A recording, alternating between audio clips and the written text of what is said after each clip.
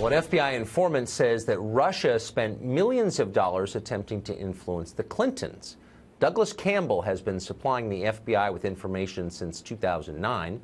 He says there was an extensive kickback and bribery scheme meant to secure approval of that famous uranium deal. Now, in testimony to 3 separate congressional committees, Campbell says Russia, the government, spent millions through the lobbying firm APCO Worldwide in Washington to assist the Global Clinton Initiative. They did this in the hope that the Obama administration would then treat Russia favorably on the deal.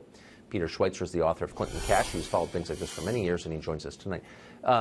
So, Peter, this seems like a big story. Doesn't mean it'll be covered by anybody but us tomorrow. But this man at the center of it, Campbell, can you explain his role in this?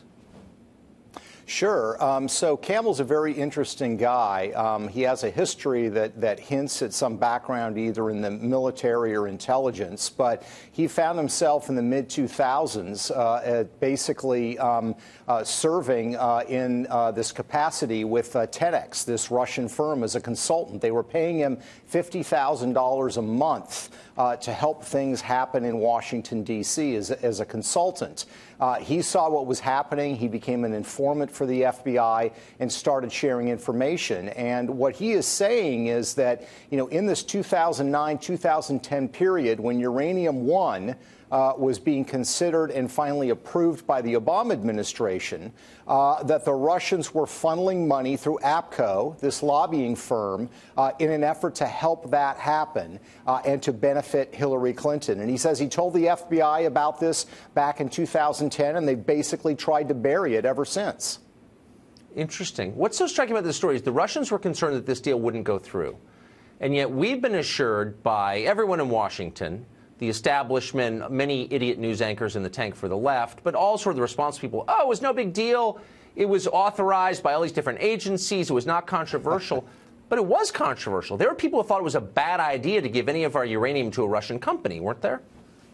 Oh, that's exactly right. I mean, take Congressman King from Long Island. He was the ranking member on the Homeland Security Committee. He's not a bomb thrower by any means. He was opposed to this deal. The ranking Republican on the House Foreign Affairs Committee was opposed to this deal. Senator Barrasso of Wyoming was opposed to this deal, all raising legitimate questions and concerns about it. So this was a controversial deal outside the Obama administration, but within the Obama administration, there was very little debate, and it was rammed through rather quickly.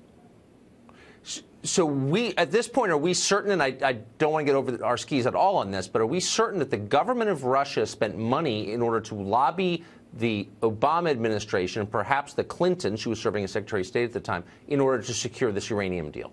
We know that.